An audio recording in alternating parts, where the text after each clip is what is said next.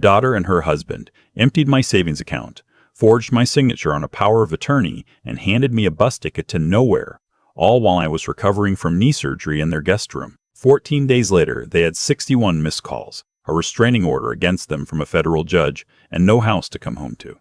They thought they'd buried me. They forgot I spent 32 years as a contract attorney before I retired. Before we continue, please subscribe to the channel and drop a comment telling me what time it is where you are right now. I read every single one. The first thing I noticed when I woke up that Tuesday morning was the quiet, not the comfortable kind of quiet you get in the house where everyone's still asleep, the hollow kind. The kind that means something's been removed. I'd been staying in my daughter's guest room for 6 weeks by then. Knee replacement surgery at 67 isn't something you bounce back from overnight. And my own house, a 3-bedroom ranch in Flagstaff I'd owned outright since 2009, was a 4-hour drive away. My daughter had insisted I recover at her place in Phoenix. Her husband had a home office, she said. Someone would always be there. It made sense at the time. My crutches were leaning against the wall where I'd left them the night before. My reading glasses were on the nightstand. But my leather messenger bag, the one I always kept on the chair by the door, was my laptop, my checkbook, and my important documents folder. That was gone. I told myself I was being paranoid.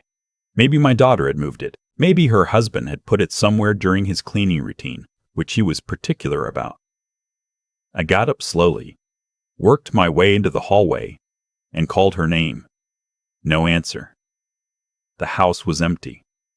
Both cars gone from the driveway. A note on the kitchen counter in my daughter's handwriting said they'd gone to her mother-in-law's for the week and that there was food in the fridge.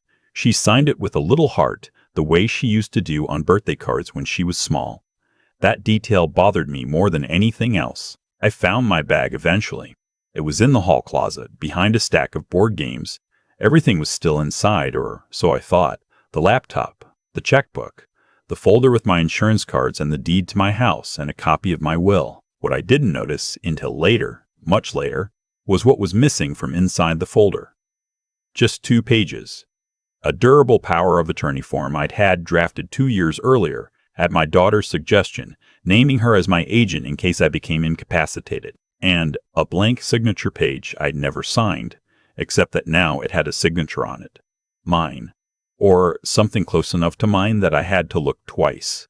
I didn't know any of that yet. I just knew the bag had been moved. The house was empty, and I had an uneasy feeling in my chest that I couldn't quite name. I made coffee, called my daughter's cell phone, got voicemail, and told myself I was a 67-year-old man who'd spent too many years reading contracts and seeing problems where there weren't any. I was wrong about that last part. 3 days passed before I started understanding what had actually happened. It started with a call from my bank. Not a robocall. An actual person from the fraud department, using the careful, measured voice that people use when they're about to tell you something bad.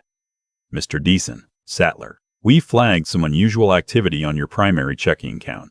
A wire transfer of $42,000 was initiated 4 days ago. Can you confirm whether you authorized this transaction? I sat down on the edge of the guest bed. I had not authorized any wire transfer. The fraud officer explained it carefully. Someone had presented a durable power of attorney at a branch in Scottsdale 3 days before I woke up to find the house empty. The document named my daughter as my authorized agent with full financial powers. The teller had processed the wire to an account I didn't recognize. It had cleared the same afternoon. $42,000. That was most of what I kept liquid. My emergency fund. The money I'd set aside after selling my law practice. The cushion I'd told myself I'd never touch unless something catastrophic happened. I asked the fraud officer to hold while I opened my laptop and checked my investment accounts. Those were untouched. Whoever had done this either didn't know the account numbers or hadn't gotten there yet. I hung up and sat very still for about 4 minutes. Then I picked the phone back up and called my daughter. She answered on the second ring, which surprised me. "Dad, how are you feeling? Is your knee okay?" Her voice was worn. Normal. The voice of someone who had no idea what I'd just learned, or the voice of someone who was very good at pretending. I kept my own voice level. "I've been better. I just got a call from the bank. There was a wire transfer from my account last week, $42,000. Do you know anything about that? A pause. Maybe 2 seconds. Long enough to matter. I was going to talk to you about that. We've been having some cash flow issues with the business, and I knew you had money just sitting there, and I figured. You always said family helps family, so I thought. She kept talking. I stopped listening. Not because I was angry. I was angry. But that wasn't why I stopped listening. I stopped listening because I recognized the pattern. 32 years of contract law teaches you what it sounds like when someone is building a narrative in real time. Choosing words carefully, establishing that it was a misunderstanding, a temporary situation, something that would be paid back, something that I would understand if I just let her explain. I let her finish. Then I said, "Did you forge my signature on a power of attorney?" Another pause. Longer this time. I didn't forge anything. You signed that document 2 years ago. I never signed it. She said my name in that particular tone that children use when they think their parents are confused. The tone that assumes memory failure before dishonesty. Dad, you were having a hard time after your surgery. You don't remember everything clearly. I remembered perfectly clearly. But I didn't say that. I said I needed to rest, and I call her back, and I hung up. Then I called the one person I trusted completely in any situation involving documents and deceit. My former law partner, a man named Gerald Okafor, who had been my closest friend for 29 years, and who answered his personal cell on weekends with the same brusque efficiency he answered everything else. I told him everything. He was quiet for a moment. Then he said, "Don't touch anything in that house. Don't move your bag. Don't eat or throw away any food. I'm coming over."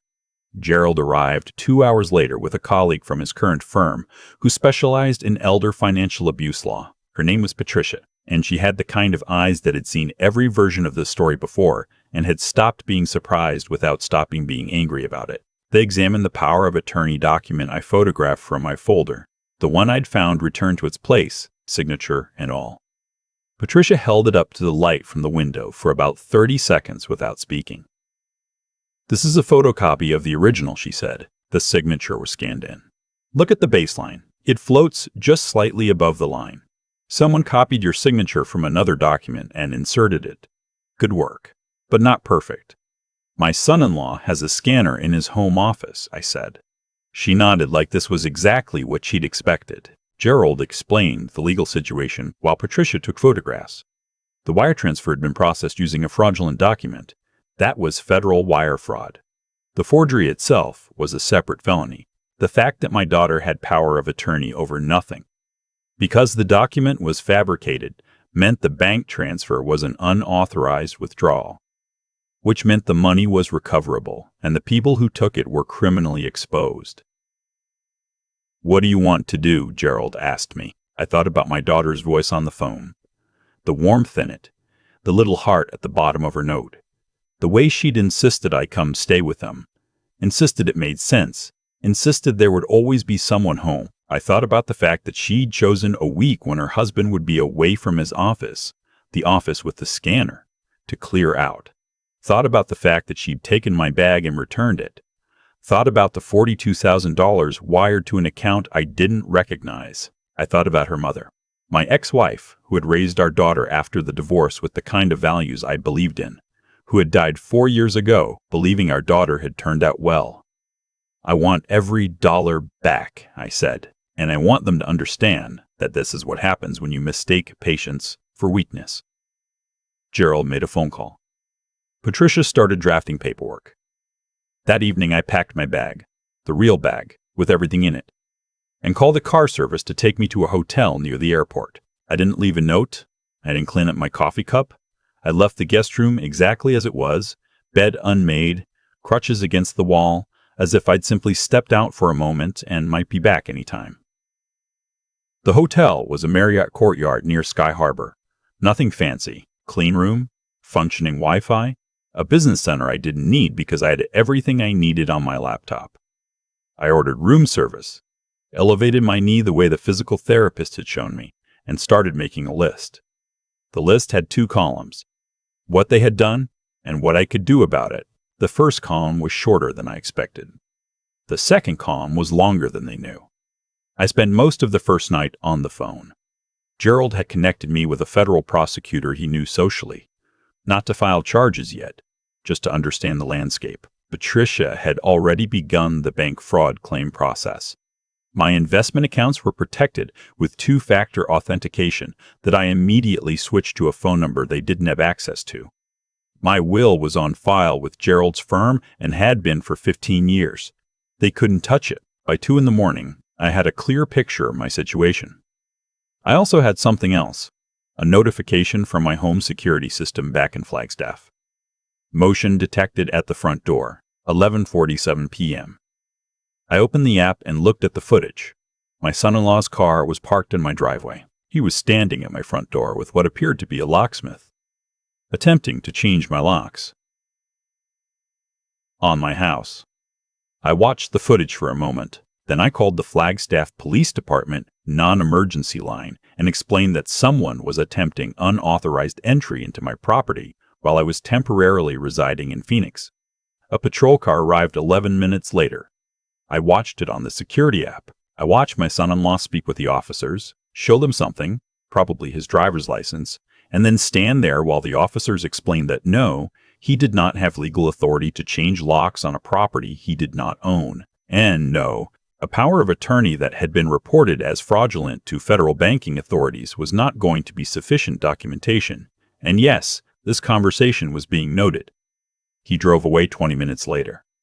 The locksmith drove away too. I made a note in my log and went to sleep. The next 3 days have a particular rhythm in my memory. Calm, methodical. The way the work felt in the early years of my law practice, when a case was coming together and each piece of evidence landed exactly where it needed to. Gerald filed the bank fraud claim on my behalf. Patricia had already spoken with a federal agent she knew from a previous elder abuse case. The FBI has a division that specifically handles financial crimes against seniors. They are, in my experience, extremely motivated people. On the third day, I called my daughter. She answered on the first ring this time. "Dad, where are you?" "We came back to the house and you were gone." "We've been calling 41 times, I said. "I know, I've been watching." A silence. "I need you to listen carefully," I said, "because I'm going to say this once and I want you to understand all of it. What you did is not a family disagreement. It is not a misunderstanding. Federal wire fraud carries up to 20 years. Forgery of legal documents is a separate charge under Arizona law. What happens next depends entirely on one decision you make in the next 24 hours. "What decision?" Her voice had changed. The warmth was gone. "You return every dollar. Every cent, including any interest that account would have earned. You do it by wire transfer to an account Gerald will send you this afternoon. You sign a full confession admitting what you did, witnessed and notarized. And you sign over any claim to my estate, my property, and any future financial interest in my affairs. In exchange, I will ask Patricia and the federal agent to pause their investigation for 60 days while we confirm the restitution has cleared." She started to say something about a lawyer. "Get one," I said. "Have them call Gerald. But understand this. The window is 24 hours. After that, I'm not involved in the timeline anymore." I hung up and ordered breakfast from room service. Eggs over easy? Wheat toast? Coffee? The physical therapist had told me to walk for 15 minutes every morning. I did my 15 minutes around the hotel parking lot in the Arizona sun, moving slowly on my crutches, watching a family load luggage into a minivan 3 rows over. It was a Thursday. Ordinary Thursday morning in Phoenix. Nobody around me had any idea. The money arrived in Gerald's escrow account the following morning.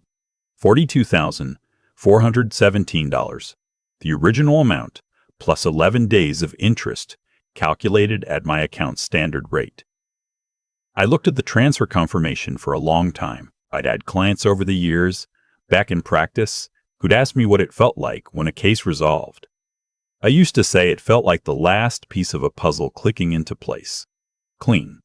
Complete. That's not what this felt like. This felt more like putting down something very heavy that you'd been carrying so long you'd stopped noticing the weight. Not triumphant. Just lighter.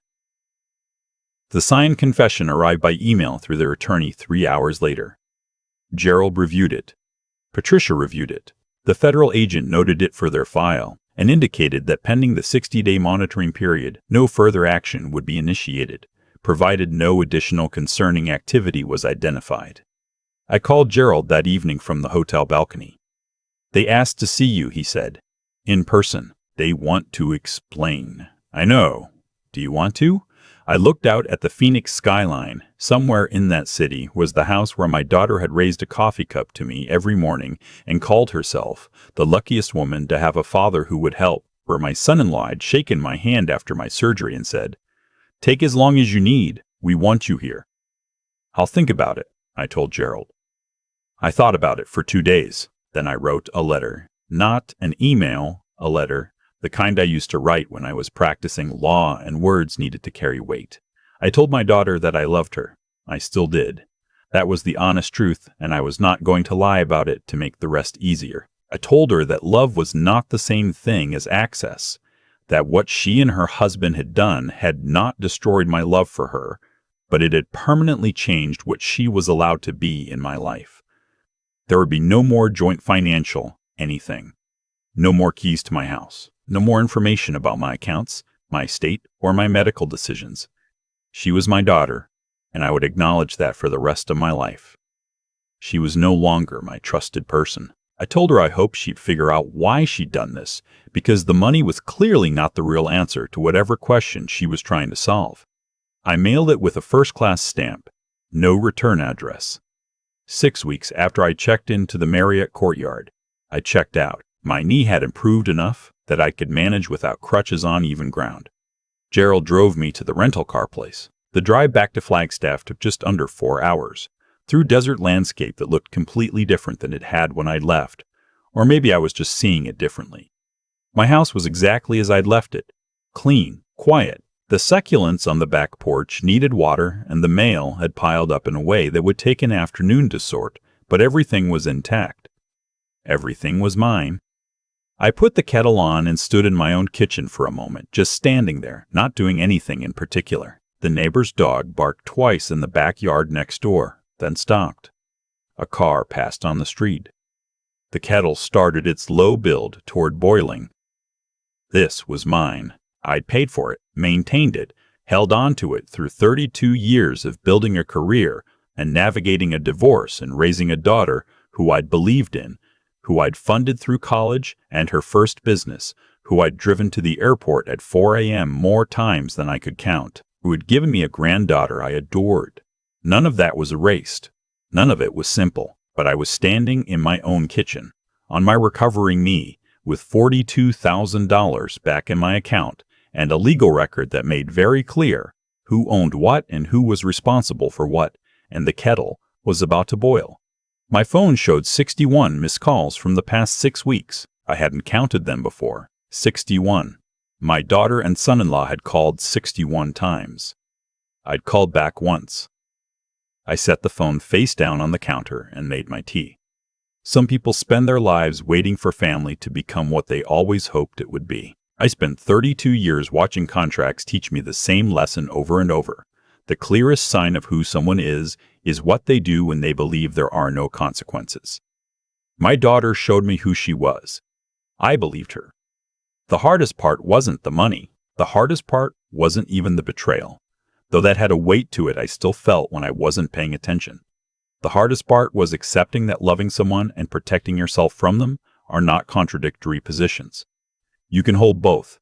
You just have to choose to. I'm choosing to. If this story connected with you, please like this video and subscribe to the channel. Drop a comment and tell me what you think.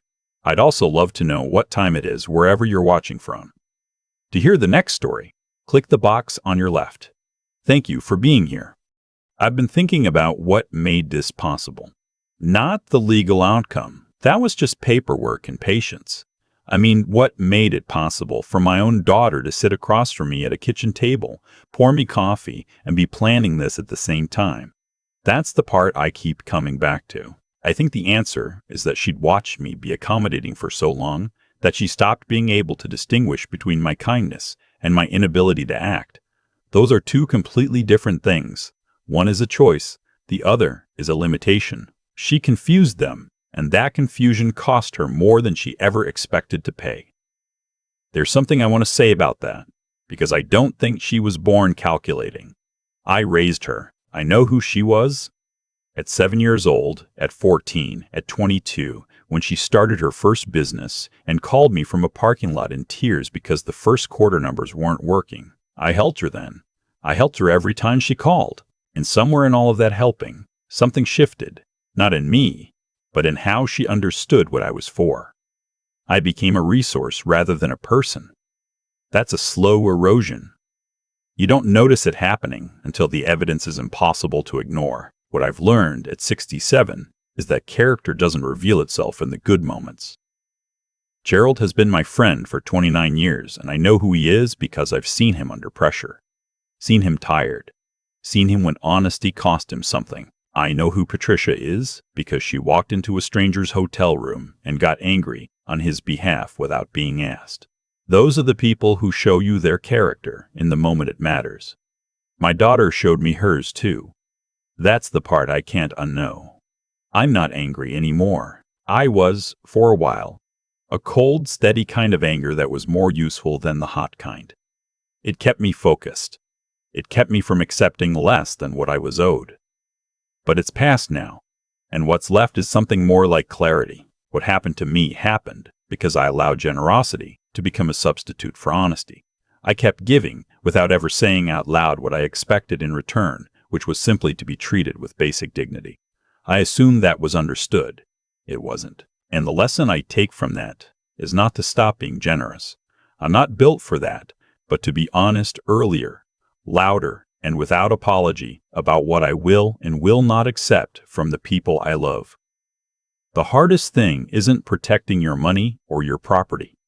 You can hire people for that. The hardest thing is protecting your self-respect while still leaving the door open for the people who've hurt you to become better.